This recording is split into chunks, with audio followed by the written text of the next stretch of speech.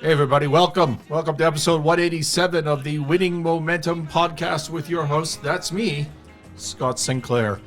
Hope you have had a great week. We release this Thursdays at 4 p.m. Eastern. So happy afternoon, happy morning if you're somewhere else in the world. I know we have a lot of overseas listeners.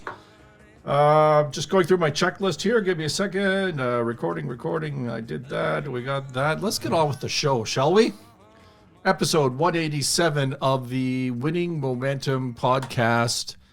Hey, are you wait, I need some applause for that. There we go. As you know, if you've been listening, the last few episodes I've been playing with my new Roadcaster and getting things set up for the new format of this show. Are you an entrepreneur? Did you know that close to 90% of businesses fail? What does that mean, fail? I mean, you've all heard the 50% stat and after 3 years. But the real numbers are that 90% of businesses never, ever pay their founder a living wage. They never pay their founder a living wage. 90% of businesses fail. And out of the 10% that survive, very few of those ever create any wealth for the entrepreneur. So what does that mean? You know, they're able to get a paycheck, okay, because they fell within that 10% category, but they're never able to sell their business and generate wealth for them and for their family. All right, so it's a really small percentage that are able to do that. That's with entrepreneurs, and there are millions of new companies started every year. I forget the number in the U.S. I have that stat for you somewhere. I will find that and get the number for you, but for future episodes. But it's a lot of businesses. Was it 600,000 a month or something in the U.S.? Something like that. Anyways, it's a lot of businesses, and 90% never pay their founder a living wage, and most of them never create any wealth at all. That's what you're up against as an entrepreneur. What about owner managers? What about someone who didn't start their business, they're second generation in the family, or they survived that first 90% wave, you know, they're living a decent life, they have a house and they support their family and their kids. How do they exit? How do they quit this thing? How do they retire? How do they generate that wealth? You know, if you're struggling with these issues, if you're concerned about these statistics, that is what the Winning Momentum podcast is for. It is directed at you to give you information to be a better leader, to make more money in your business, to deal with the frames of reference, the mindsets, I'm just going to go with the cognitive bias. That's the word I'm looking for, the cognitive bias that holds you back, right? So we try to deal with those things. The content is divided into three, legs of the stool, for lack of a better word, and that would be mindset. So personal development, leadership skills, number 2, and 3, the technical analysis that goes along with that. And today's content will contain 2 of those stools. I'm going to talk about employee absenteeism, which it seems to be an epidemic during the pandemic. Certainly in today's environment, everybody's struggling to hire. And then when you hire people, they don't show up for work. Do you own a business? Have you experienced that? It's a real trouble. It's a real problem. Happens in our businesses and my businesses as well. And then we're going to talk about enterprise value and what that means.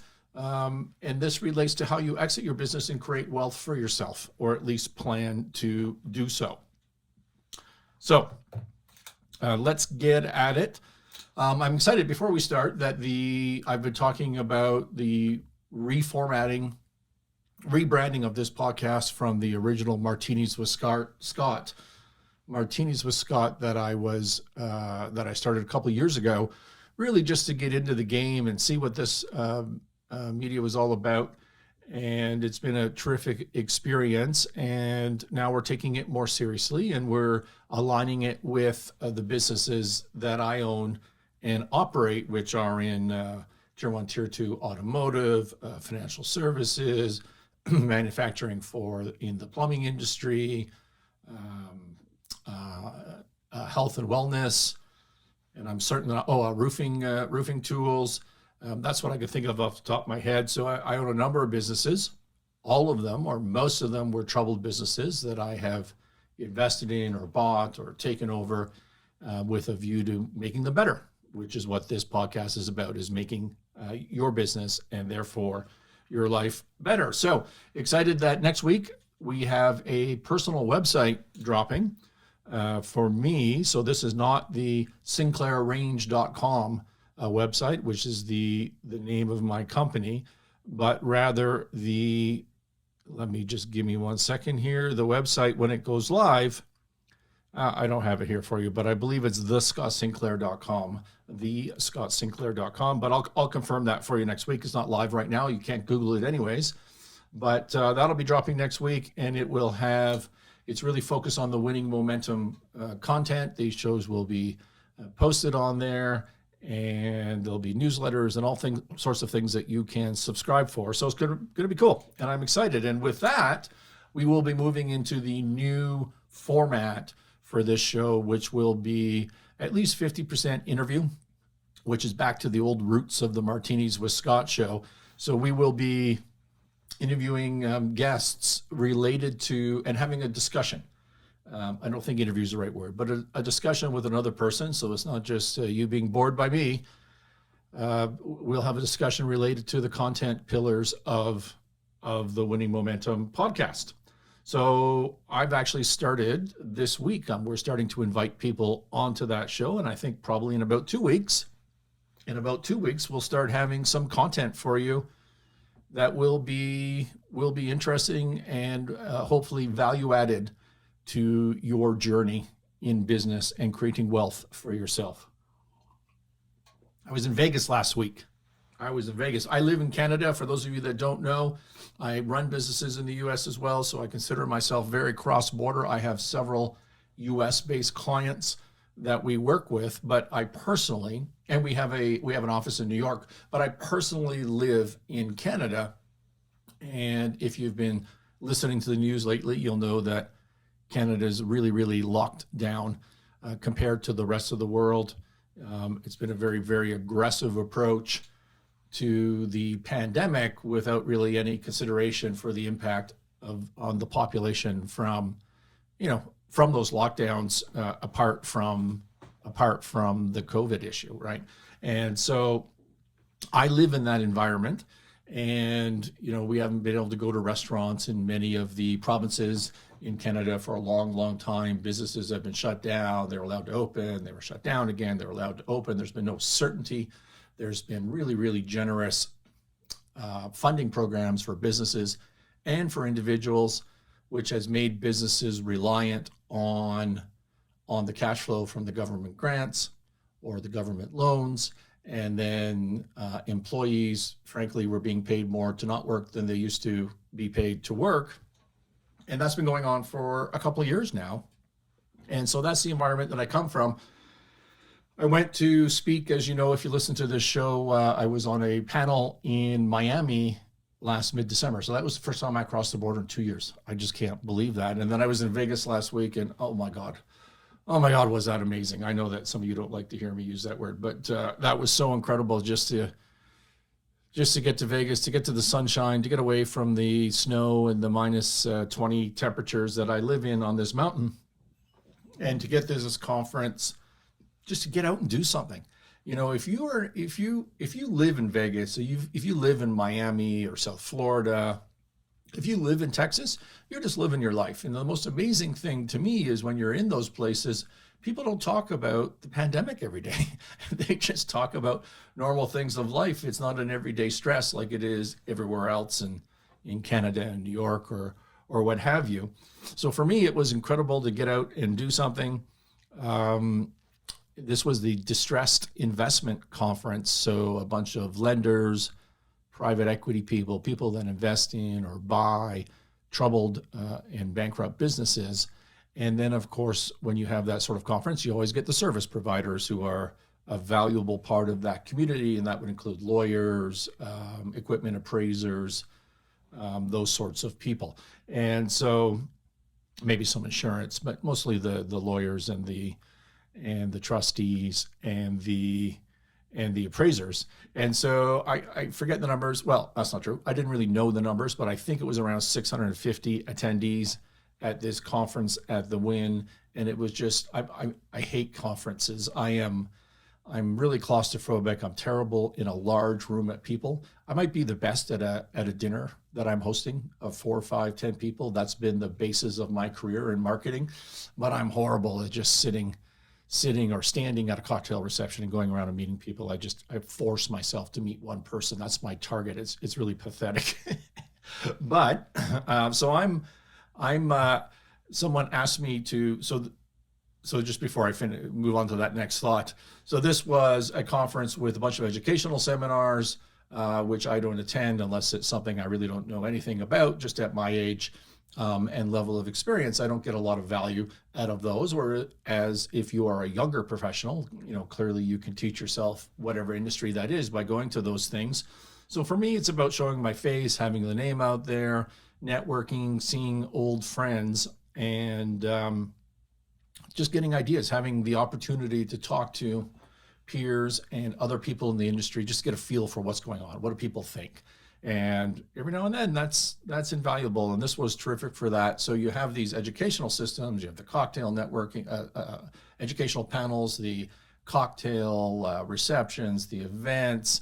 And then of course, what really happens is most people ignore all of that stuff and they make camp in a bar in the casino and schedule meetings every 15 minutes or every 30 minutes. So you just sit there at your table, like from noon till 5 p.m.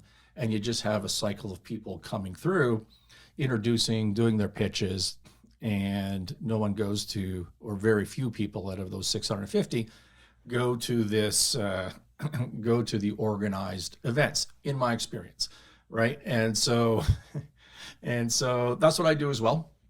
But someone was asking me my technique for this as we were talking about how people network and get contacts, and because I'm terrible at or I don't even know if I'm going to the conference like 2 days before the conference. I've got so many things going on. We're so busy. We're in the turnaround business, so we have a crisis, multiple crises every day. Will I be able to jump on that flight and go to this event and be absent from the locations that I need to be in for that period of time, which in this case was 3, 4, 5 days, I think, including the round trip flights.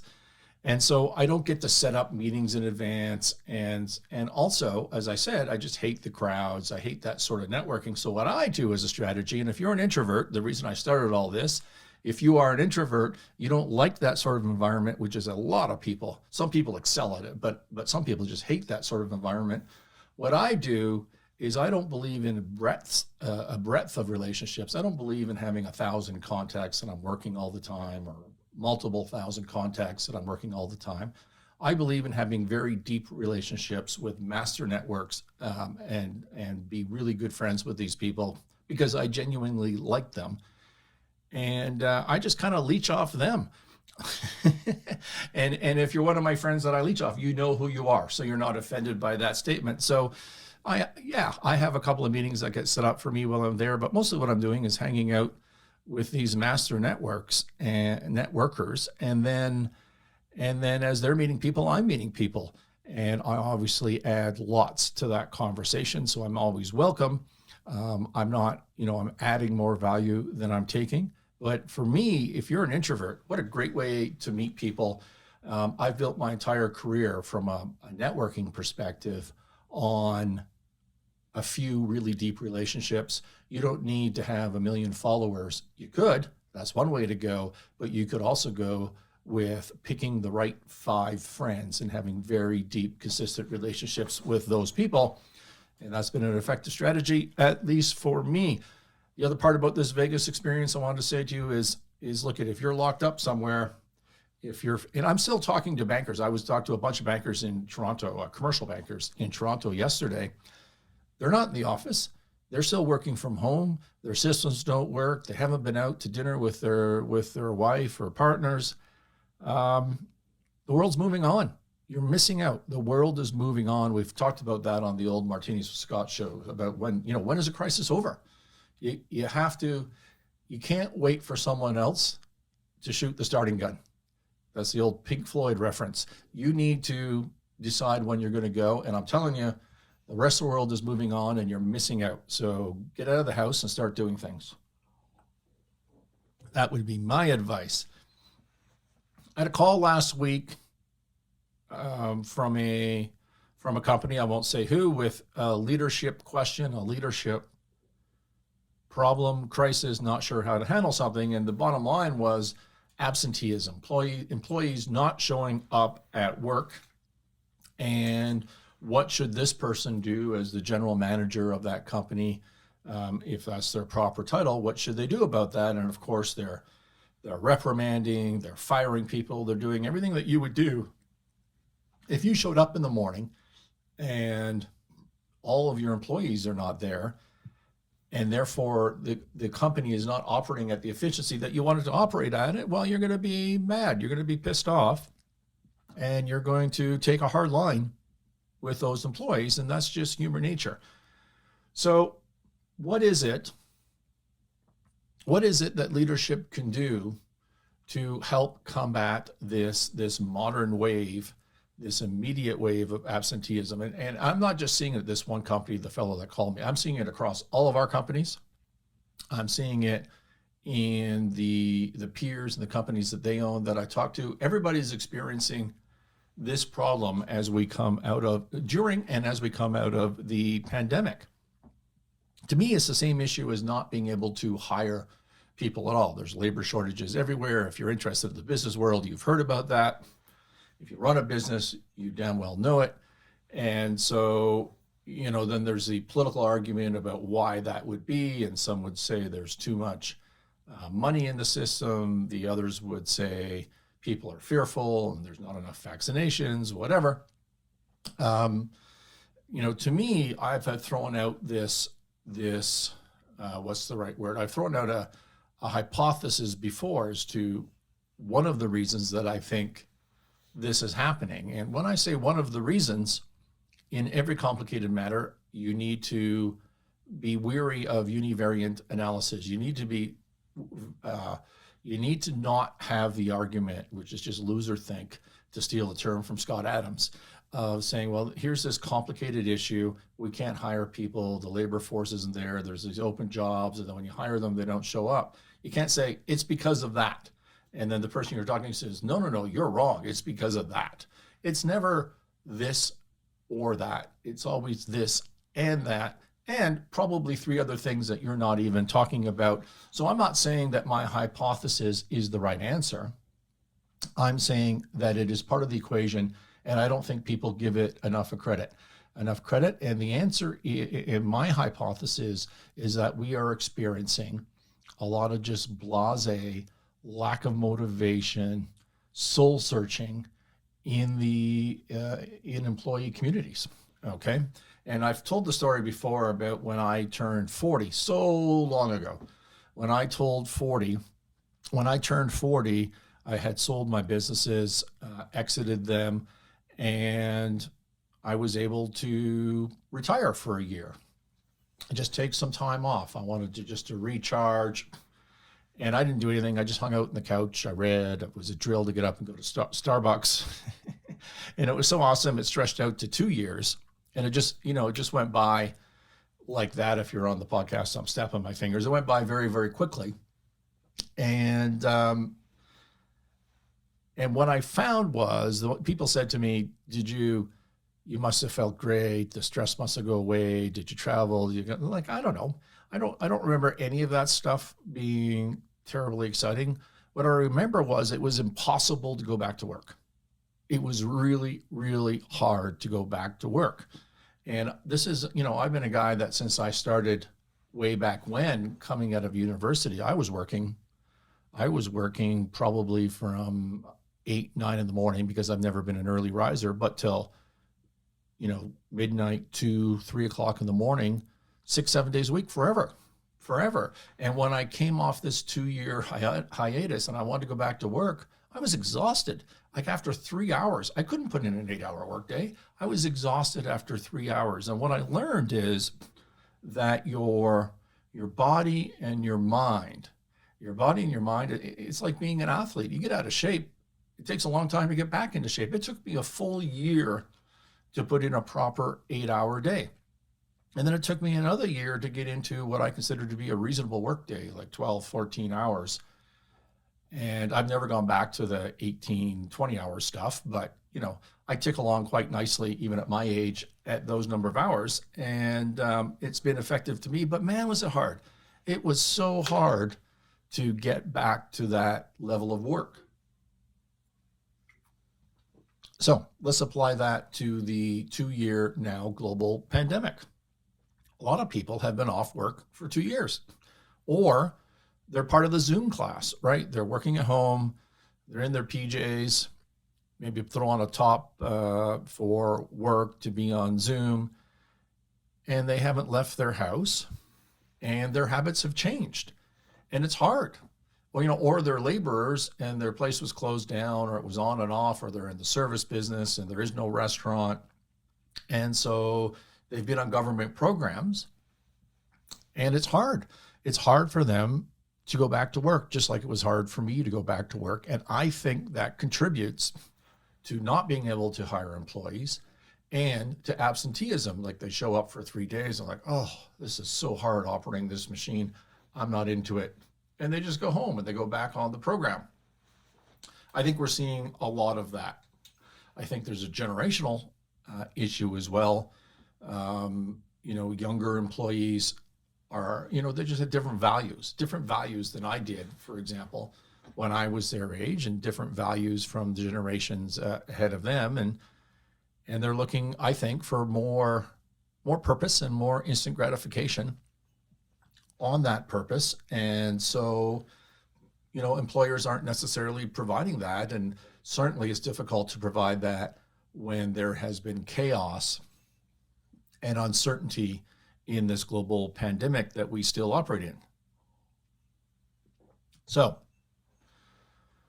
I think that's a contributing factor. And how do you combat that? Well, I think one of the ways that you combat that is to create a purpose and a sense of value. So I want to start talking about that. Now, I started this by saying that a leader of a company called me with this issue of absenteeism. Do I have any ideas? And then this person started to diagnose the problem. I think it's like, we've got this problem and that problem.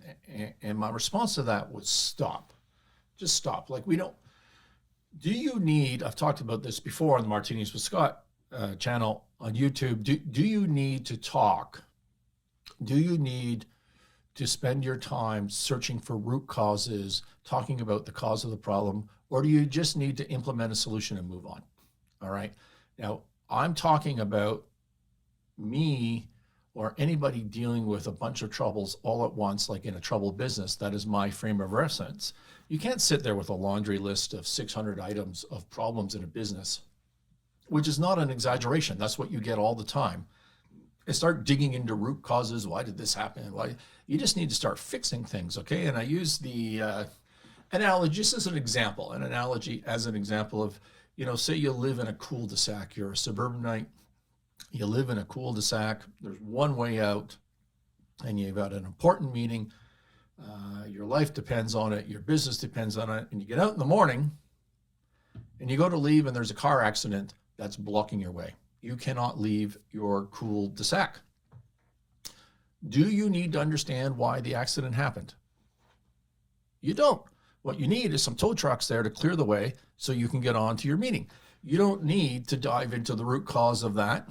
You don't need, what you do need is to clear the way so you can get on with what's happening. And if that doesn't work, you need another solution so you can get on with what you need to do, right? Now, if this happens every single morning, you might want to dive into the root causes as to why it's happening every single morning. And there's an instance where understanding the problem makes some sense. But I'm telling you, 90% of the time, not 50% of the time, 90% of the time, the root cause doesn't matter.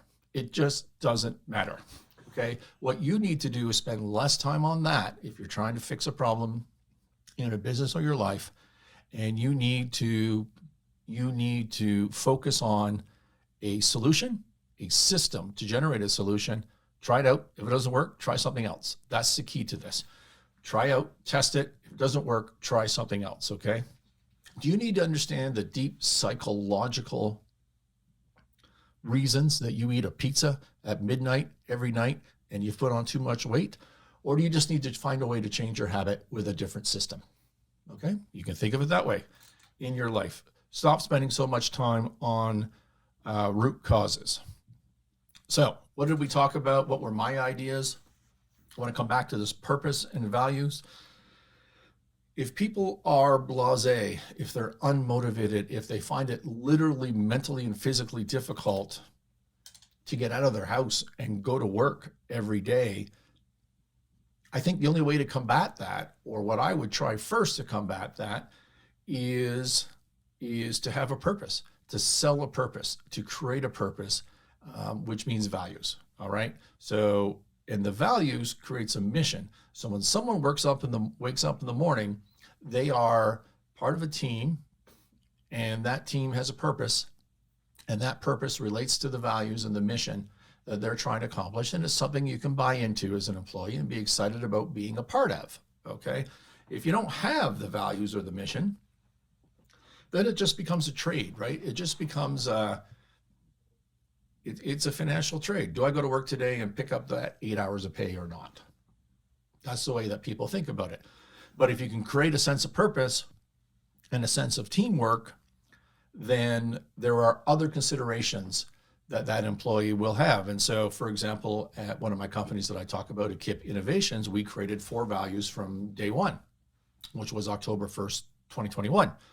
And the 4 values are teamwork, integrity, perfect deliverables, perfect quality. Okay, now, so the soft side of that is teamwork and integrity. And I say integrity in that definition is openness and honesty. We talk about things and we're honest, both inside the company and outside the company. And we're striving to deliver on time perfectly, which we will never achieve, but we strive to it. And we are striving to perfect quality. And so we've created these values, and then the next step is you hold people accountable to those values. And I have an example right now in a couple of different of my companies. I don't know what's going on in the new year here of 2022, but I've told you before on the show that my primary HR policy is don't be an asshole. And I've got a bunch of people in a bunch of different companies violating that policy. And I didn't list that in the 4 values of this one particular company that I just talked about. But I've made it clear, I think, to every one of the companies that I own that's what I expect out of you. And I've got a bunch of examples going on right now where that's not happening. So what am I going to do about it? Well, the next step to this, after you've set the value, is accountability, right? You need to hold people accountable. Otherwise, the whole thing just falls apart. So you need to create a purpose, which you do through values and a mission. And then you need to communicate that in a sense of teamwork with your employees. And then you need to hold people accountable. I hope to have a guest on a future episode here to talk about accountability. He's the master and written a bunch of books on accountability. If you're listening, you know who you are. I don't want to drop your name until I've sent you the invitation and you accept it. But hopefully we'll have that show soon, and we're going to talk a lot about accountability in the future. You need to let employees enjoy winning. This show is about the Winning Momentum podcast. And the idea there is when you wake up in the morning, whether you're an employee, whether you're the owner of the business, whether you're the leader of the business, whether you're an external stakeholder like a bank or a creditor, when you wake up in the morning, do you think to yourself, it's just going to get worse today?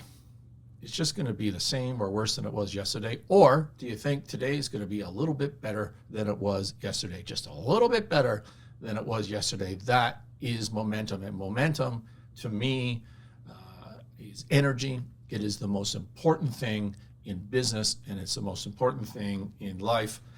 Direction matters. The absolute place that you're at doesn't matter. You could be in hell. You can be in hell, and that would suck. But if you're every day moving out of hell, you have something to look forward to. It creates energy. It attracts energy, and it's the most important thing. So, and it helps reinforce that sense of purpose. And I've told you before, we talk about this all the time on the Winning Momentum podcast. the easiest thing you could do, the most immediate thing you do is to improve your environment, right? You walk into troubled businesses, they have dirty plants, things are disorganized, there's no sanitation, or it's been cut, or it's less than it should be. If you can improve that right away, improving your environment has just a huge impact, an immediate impact on energy. And so, what have we talked about so far? Values, accountability, and momentum. Let the employees enjoy winning. Don't take the credit for yourself. Let the employees be part of that, which is this idea of teamwork. And which leads me to my next point that I communicated to this fellow was rewards. Rewards for team-based activity, not individual rewards, right? And so you could look at KPIs, key performance indicators, like if you're in manufacturing, how many parts you went through on your particular machine. You can go financial KPIs, right? Sales would be an easy one for everybody to understand. But you're trying to create teamwork, so make them team-based, not individual. And the reason for that is if you do it right, you can create peer pressure. So now if the employee wakes up in the morning and they're thinking about whether they want to show up to work or not, they've got 5 friends or 100 friends, on their team, depending on the size of your company, that they're going to let down if they don't show up. That's a bunch of peer pressure, right? People want to be part of the team. When I was younger and participating in sports, I participated in 2 sports. Being Canadian, I played hockey, and I played a decent level of hockey, and that is, in my view, probably one of the truest team sports that there is. You just never see 1 or 2 superstars carry a lackluster team. In fact, it works the opposite. When superstars start acting individually, the whole thing just falls apart. You see that all the time in the NHL, for example. And so it's a team environment. And then I participated at a professional level in an individual sport, not for long. I'm not saying I did great and made a bunch of money, but I was at that level. And it was an individual sport. And, no individual sport is truly individual. You always have a team around you, a small team of supporters, whatever that may be. But it is an individual sport. And it's important to note the difference, okay? And it applies to your employees.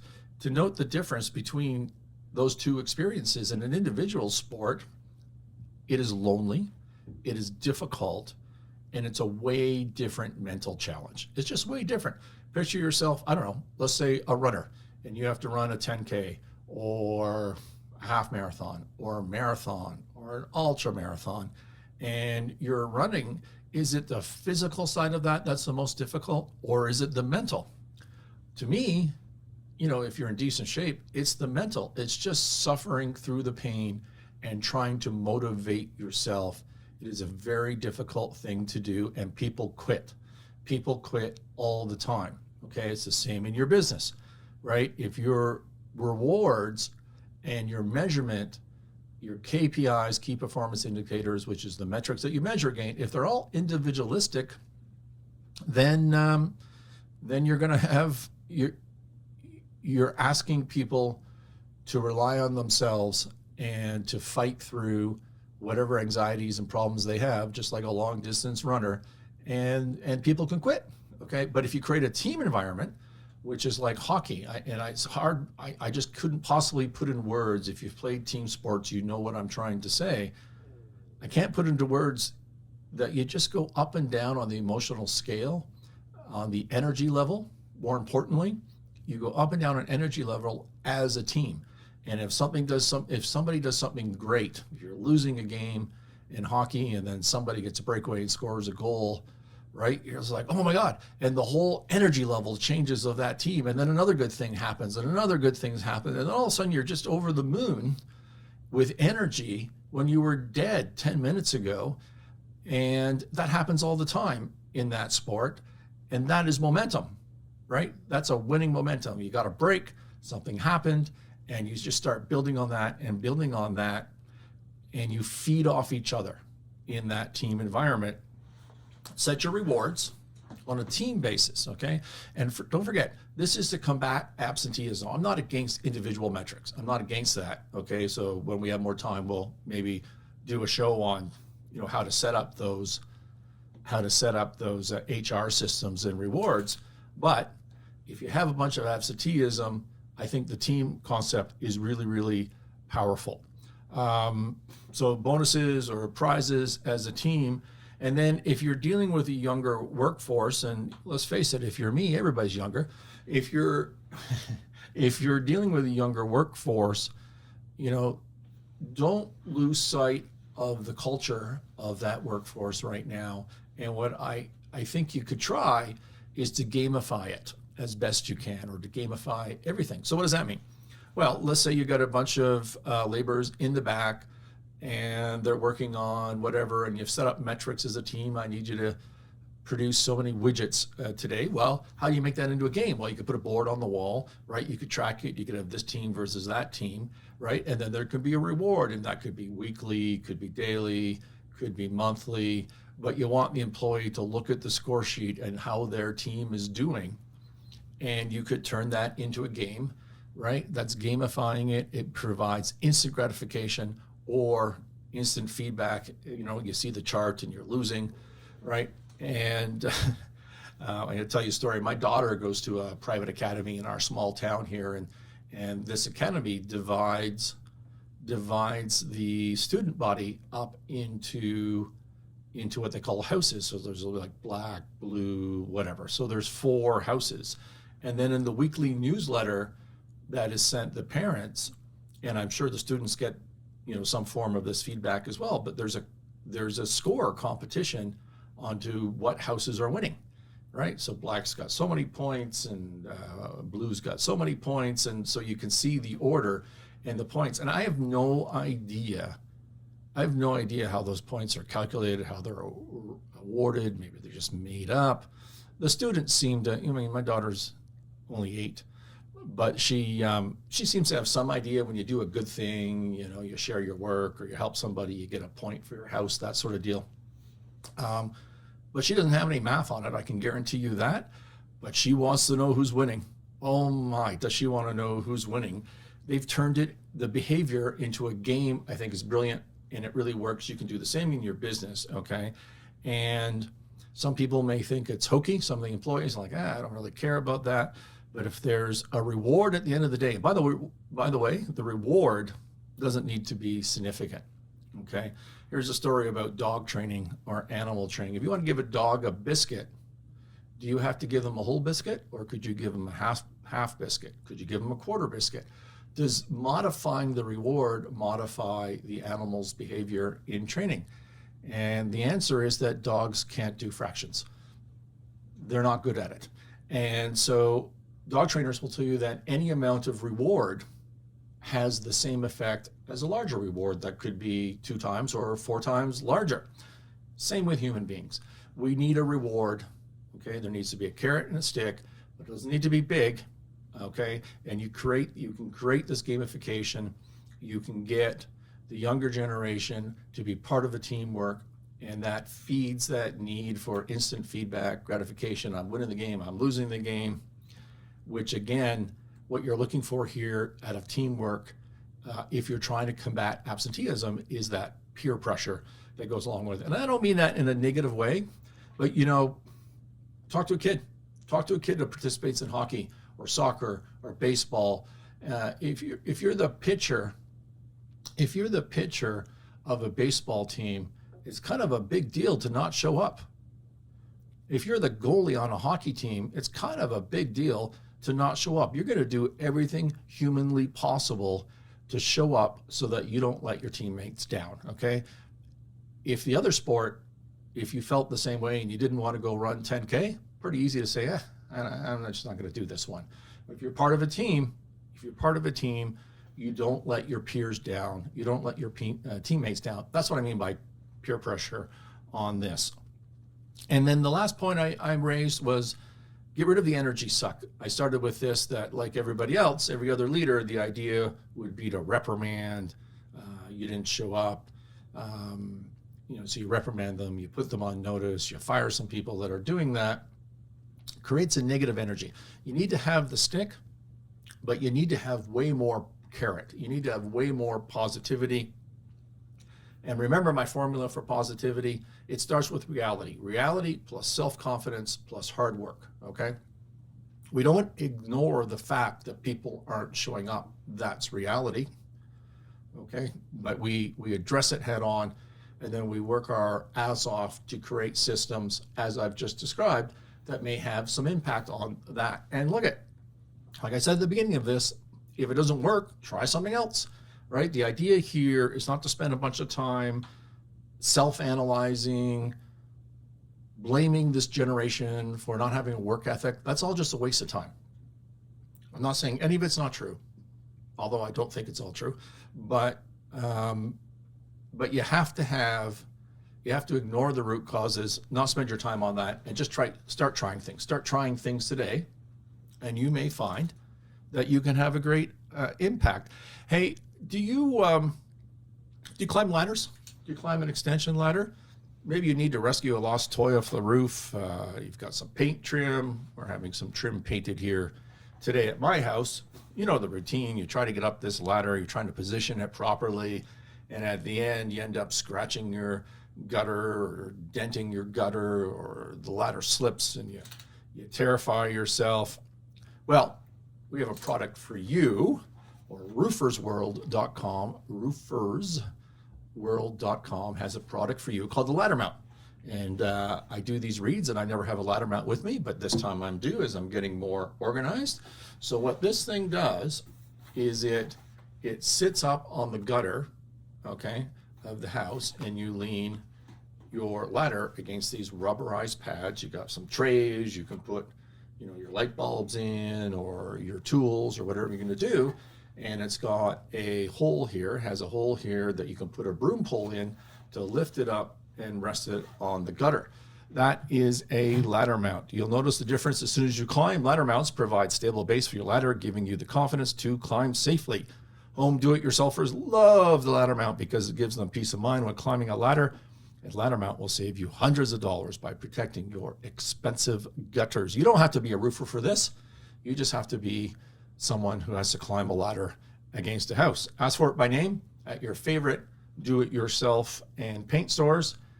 And that would include, just every big box hardware type retailer carries the ladder mount, I believe, or you can go online at roofersworldstore.com. You can go to roofersworld.com or roofersworldstore.com, ROOFERS, worldstore.com. All right, let's get on to our next topic here. Enterprise value. Is enterprise value part of your annual business plan? To which you say, what? What is enterprise value? From Investorpedia. I'm gonna correct this, by the way, for you. So I'm just gonna read to you what they say on there, because I think the reason I looked up and Googled, what enterprise value means is because I think as a business owner, if you're trying to think about the term or business valuation, you're gonna do a Google search and you're gonna find this. And so we're gonna address that and talk about a few things. Enterprise value is a measure of a company's total value, often used as a more comprehensive alternative to equity market capitalization. Enterprise value includes its calculation, the market capitalization of a company, but also short-term and long-term debt, as well as any cash of the company's balance sheet. That's confusing and not right. We'll fix that in a second. Enterprise value is a popular metric used to value a company for a potential takeover. Yeah, maybe. Okay, here's what I want you to think about. If you know anything about business and financial statements, if you know anything about business or financial statements, you looked at what your company prepares, you looked at what your controller or accounting manager or bookkeeper prepares. It doesn't matter what size of company you are. You could be, a one-person roofing company trying to do your tax return. You could be a massive public company. The bottom line is your balance sheet, which is one of the statements on a financial statement that contains a list of the stuff you own and the amount of money you owe. That's what a balance sheet is. It's really divided into three sections. There's a left side and a right side. And on the left side, as you're looking at the piece of paper, is the assets. And the assets are the things that you own. The things that you own could be cash, accounts receivable, inventory, manufacturing equipment, intellectual property like patents, that sort of stuff. Those are your assets. The right side of the balance sheet is two things, liabilities and equity. Liabilities is all the stuff you owe.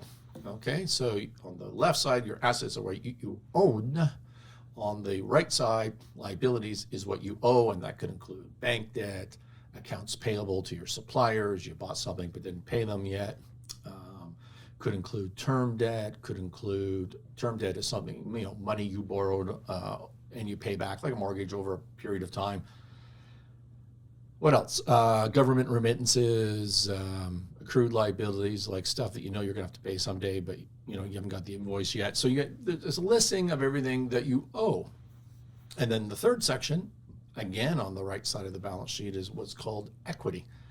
And equity, mathematically, is the difference between assets and liabilities. If you have assets of $100, you have liabilities of $90, well, that means you have equity of $10, which is a combination of the money you put into the business plus the money you have yet to take out of the business. Okay, you can think of it that way.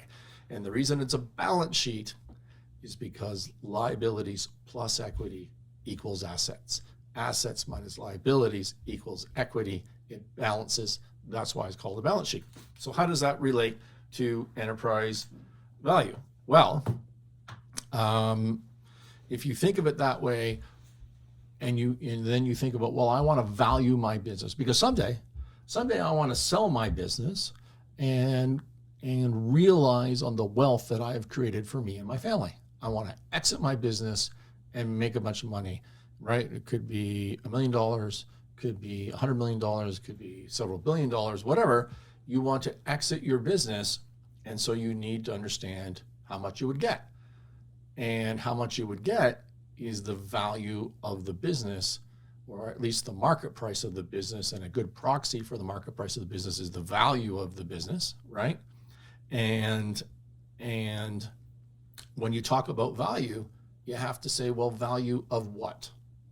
What am I valuing? Well, the business. Well, but what does that mean? So think back to the balance sheet, because some people would be valuing the equity, okay, which is a fair market value equity valuation, right?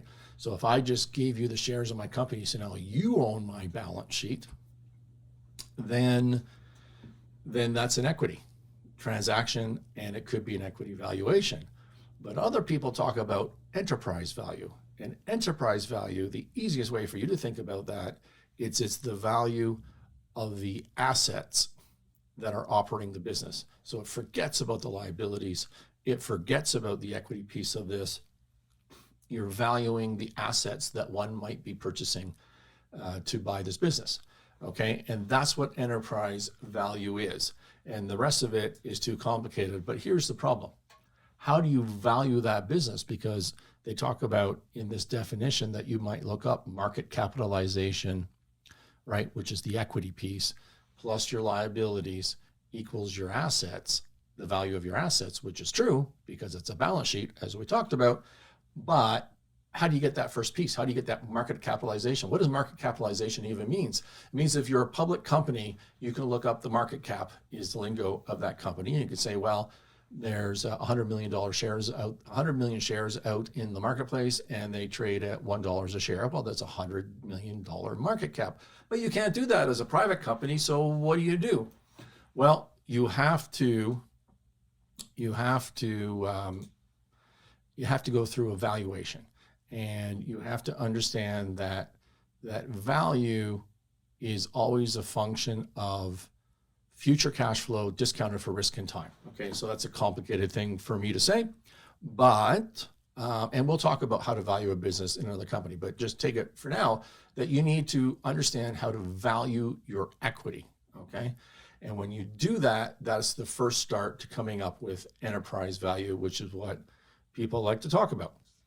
And so So why have I taken you through all this? Because the beginning of this section was, is enterprise value part of your annual business plan, okay? But I wanted you to understand what enterprise value was first. And enterprise value is the market value, the fair market value, to be technical, of the left-hand side of your balance sheet as operations, okay? As operations. And so what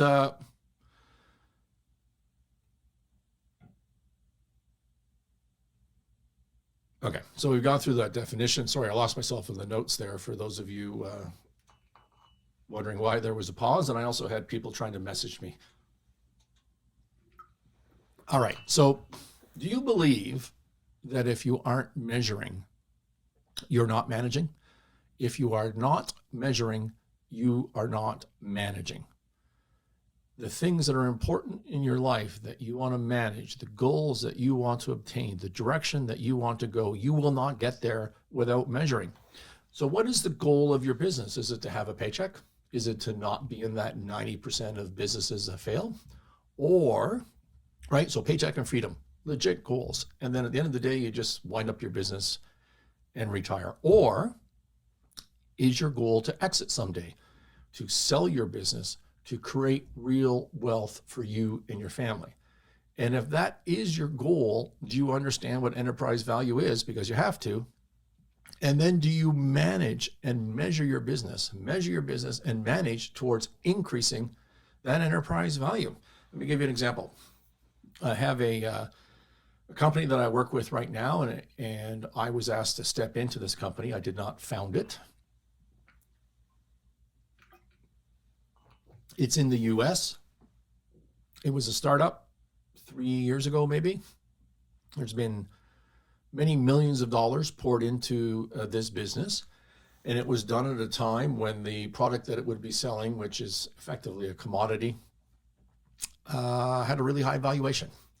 And during the build out and all the technological problems that these people went through, the founders of this business, the commodity, the value of their output just dropped. It dropped like 75%, some crazy amount. It was terrible.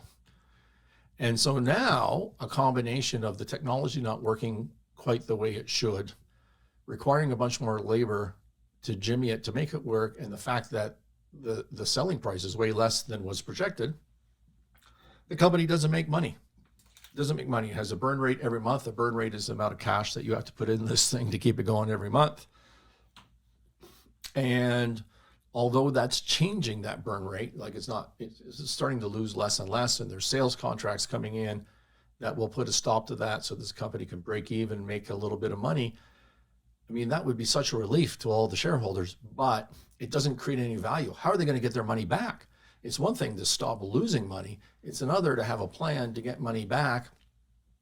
I just don't see the plan, right? And the reason I can say that is because I've thought with this enterprise value. How are we creating value in this business? It's one thing to make payroll. It's one thing to stop asking the shareholders every month for money, but it's another to create value and get the money back. And so because I go through that thinking process as part of my annual business plan, we have a strategy for this. Maybe it'll work, maybe it won't, we'll see. And if it doesn't, we'll try something else, right? But if you're never thinking that way, if you're just going through the day-to-day motions and not thinking about, wow, how do I get that money back 5 years from now? How do I create wealth for my family? Well, it's never going to happen. You need to measure to manage.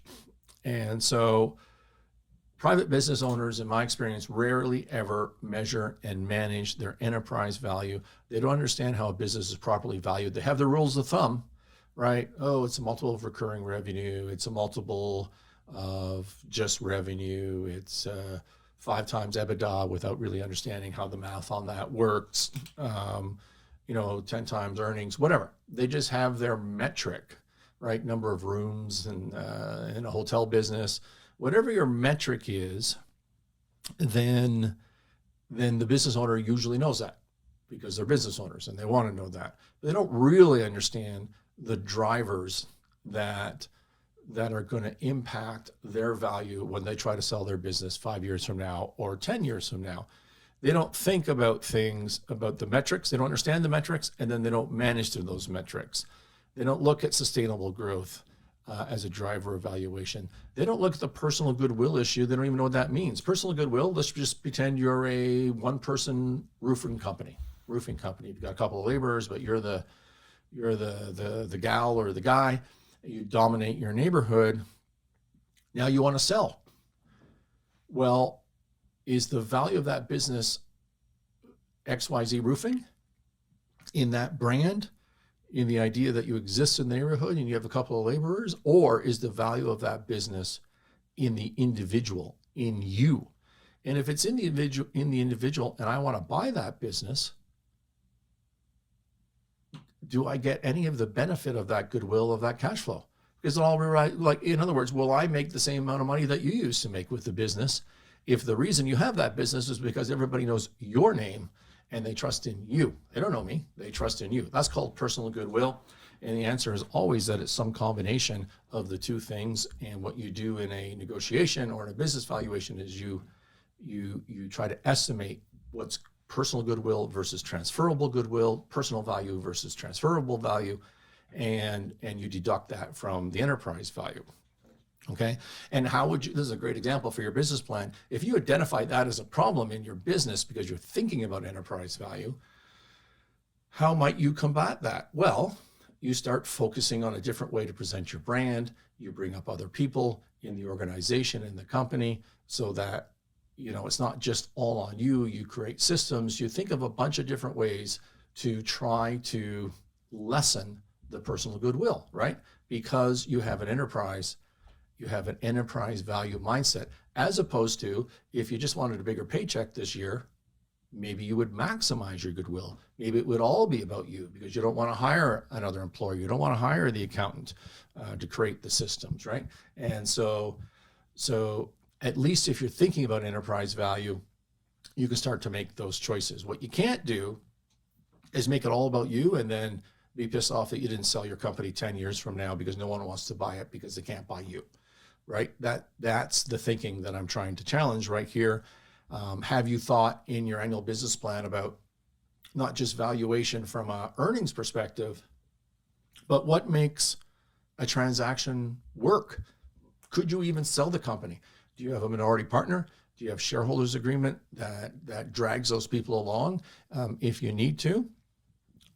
Does that make the transaction really easy? If transactions are difficult and impossible to pull off, it limits the value of your business. Do you have bad accounting? Have you set up tax schemes that are just going to hurt you in value? There's another example. How many times, well, maybe you don't, but I see it. You look at a bar operator and, they've been around forever. They've made some money and now they want to sell their bar. And you look at their financial statements. Okay, well, it could be worth this. And the guy or girl says, well, no, it's worth a lot more than that because here's the money that I put in my pocket.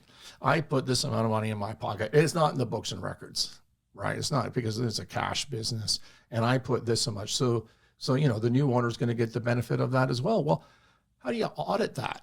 You can't audit that. That's not transferable. I mean, it's transferable, but it's not provable to a large degree. And if it were, well, then this person would have tax trouble, right? And so you see that all the time in that business, which is why it's hard to sell. It's hard for people to sell bars because they don't have legit accounting. They don't have internal controls, right? So the point about this is a difficult issue. If you want to sell your business, you need to start thinking about that 3-5 years in advance. And I would suggest from the day one of your business, understand your goal. If your goal is you want to exit and have some wealth, right, then you need to, part of your annual planning would be to understand how your business might be valued, the impediments to a transaction, put those into a series of metrics that you can track so that you can manage them and then grow them every year. Just grow them every year. And don't try to figure it out yourself. Talk to an expert. Talk to your accountant. Talk to your lawyer. Make sure they have some experience in mergers and acquisitions and business valuations. Reach out to me. I'll give you the answer. It won't cost you anything. Okay. And make it part of your annual planning. That's it. I think that's everything I have for you today. And I've been 1 hour almost exactly. I nailed this one.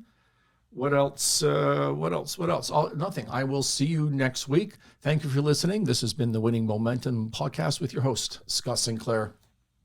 Thanks, everyone.